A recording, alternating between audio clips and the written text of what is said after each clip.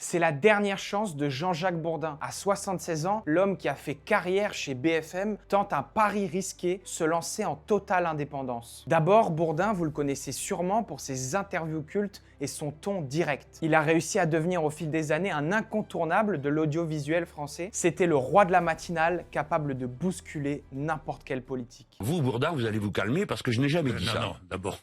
D'accord? Oui, vous allez vous... Mais les mots que vous employez... Je vais... Non, mais vous polémiquez, là. Oh, écoutez, ça suffit, j'en ai marre. Des exercices de repentance permanents et d'accusations. Sauf qu'en juin 2022, tout s'arrête. Il est limogé par le groupe Altis, propriétaire de BFM, suite à une enquête judiciaire pour agression sexuelle. C'est alors un départ brutal pour un homme très clivant. Ensuite, il réussit à rebondir chez Sud Radio, où il reste durant 3 ans, jusqu'en juillet dernier donc, où il quitte la station d'un commun accord. La raison à chercher pour cette rupture serait alors du côté des audiences, jugée plutôt décevante. Le 19 novembre 2025, dans ce qui ressemble à un dernier barreau d'honneur, il annonce donc lancer son propre média totalement indépendant. Son but, je le cite, refuser la complaisance et lutter contre la fatigue informationnelle. Il promet alors 3 formats pour début 2026, une interview intimiste, un débat sans filtre et un décryptage quotidien de l'actualité. Sur le papier, c'est très ambitieux, mais la réalité est un peu plus compliquée. Pour financer tout ça, à savoir le studio, le matériel, l'équipe technique, Bourdin a lancé une cagnotte en ligne sur Tipeee. Le premier palier qu'il demande afin de démarrer son projet,